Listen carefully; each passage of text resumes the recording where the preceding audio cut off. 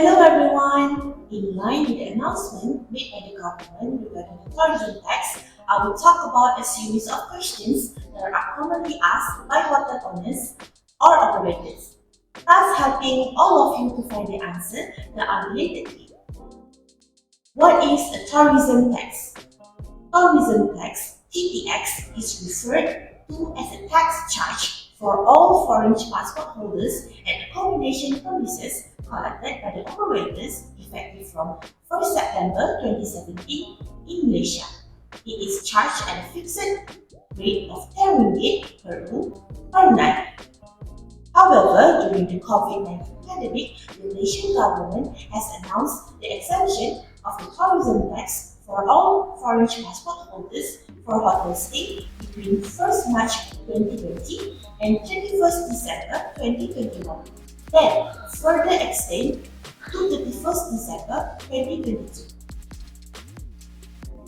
Now, the Malaysian government has announced that the tourism tax will resume back starting from 1st January 2023.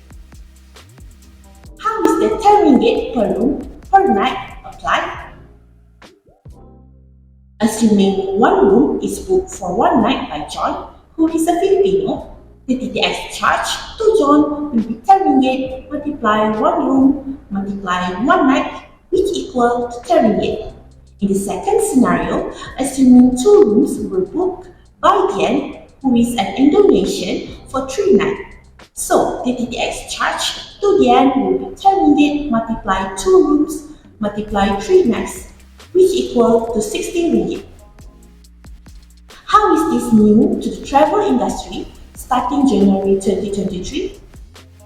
Since September 2017, a guest who is a foreigner is subject paying tourism tax when staying at any accommodation premises in Malaysia. This tax is collected by the operator at accommodation premises upon check-in, regardless if the booking was made online or walk-in. However, starting from 1st January 2023, any bookings made through digital platforms that provide reservation services such as Booking.com, Agoda, Expedia, the platform is the one to collect the tourism tax directly from the foreign guest when the guest made the booking and payment online through the platform. The digital platform provider shall remit the tax collected to the RMC. Whereas, for booking that was made online through the platform, but payment only upon arrival at the accommodation premises, the TTX shall be collected by the accommodation operator upon guest arrival. The responsibility of remitting the tax collected for this booking shall be by the accommodation operator instead.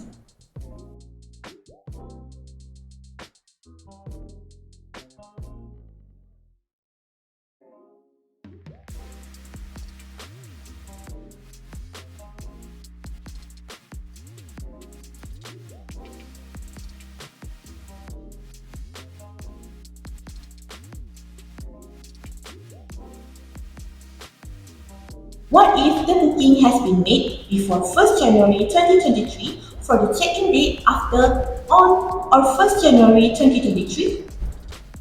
If a foreign traveller has made booking on a digital platform before 1st January 2023 for check-in on or after 1st January of 2023, the tourism tax must be collected by the accommodation operator upon guest arrival, and the accommodation operator is required to remit the tax to the RMC. What if my property did not register for tourism tax? We advise you to further consult with your business advisor or check with RMCD if you have not registered as a tourism tax registrant. Generally, if you are operating accommodation premises of 5 rooms or more, you are liable to be registered. You may also check this website to further understand the registration. If a Malaysian with his foreign friend both checked into the same room and the booking was made and paid by the Malaysian, is tourism tax chargeable? In this case, it is not subject to tourism tax because a local stays and pay for the stay. However, the tourism tax is chargeable in the event that the foreigner stays and pays for the stay. If the reservation has been made with full payment together with tourism tax for the booking made through the OTA platforms, then the guest request for the cancellation on a non-refundable policy, will the tourism tax will be refunded to the guest? Unfortunately, we are unsure of this.